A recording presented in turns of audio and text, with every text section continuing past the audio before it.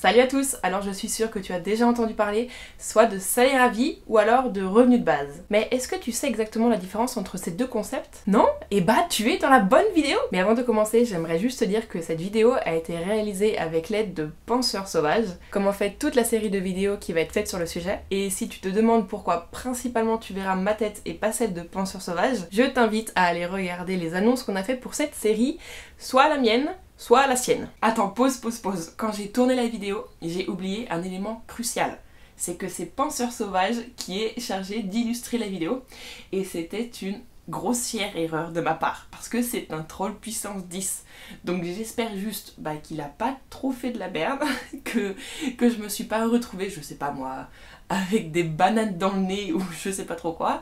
Mais bon, je découvrirai le résultat avec vous, donc c'est parti. Donc, commençons. Le revenu de base d'abord. Alors en fait, le revenu de base, ça consiste à donner à tout le monde une somme d'argent fixe tous les mois, indépendamment des revenus de chacun, donc que tu sois pauvre ou riche. Et ça se ferait en complément d'un autre revenu que tu aurais.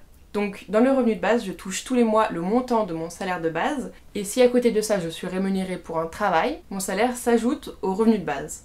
Et maintenant, je laisse un temps à Penseurs Sauvages pour te demander avec des effets de ouf, mais comment on finance ça? Ce revenu de base est financé par l'État et il est financé par les taxes et les impôts. Donc finalement, ce n'est pas si différent de ce qu'on connaît actuellement. L'État donne des aides qui s'additionnent à ton salaire si tu en as un. Donc au lieu des aides comme le RSA, les APL, les bourses d'études ou je sais pas trop quoi, on aurait le revenu de base. Mais bien entendu, ça n'oblige pas à tout remplacer. On pourrait par exemple garder l'assurance chômage, les cotisations retraite ou autre. Et si tu veux approfondir l'idée, on te recommande ce film qui explique vachement bien. Garde juste en tête qu'il existe plein de versions différentes et qu'il n'y a pas une proposition précise.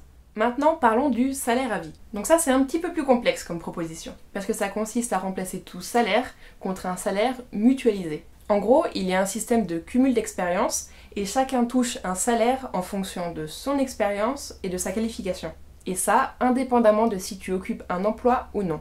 En résumé, dans un salaire à vie, dès que tu arrives à 18 ans, tu touches un salaire du premier palier, disons équivalent au SMIC, mais ça peut être plus. Puis si tu valides des diplômes ou que tu occupes un emploi, tu peux monter de palier en palier et toucher un salaire plus important.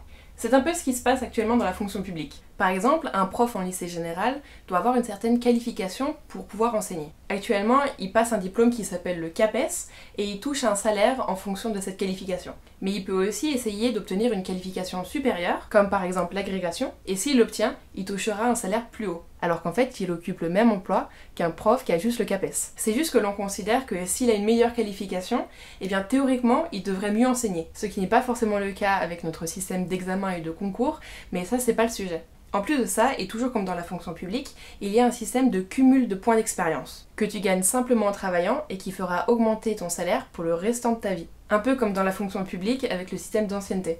Un prof qui vient de commencer touchera moins qu'un prof qui a déjà enseigné pendant 20 ans. La seule différence ici, c'est que si tu t'arrêtes de travailler, tu continues toujours à toucher ton salaire. Et le salaire que tu avais gagné avec le temps. En gros, tu redescends jamais de niveau.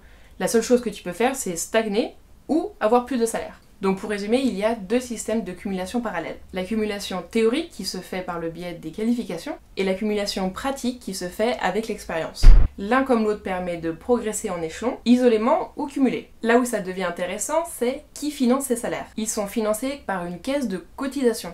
En fait, c'est juste qu'un employeur, au lieu de donner le salaire directement à son employé, il le donnera à l'État, donc à cette caisse de cotisation, qui elle-même la distribuera aux citoyens. Et ça implique vraiment une chose importante. Vu que c'est l'État qui distribue le salaire, ça veut dire qu'à expérience et à qualification égale, on a un salaire égal.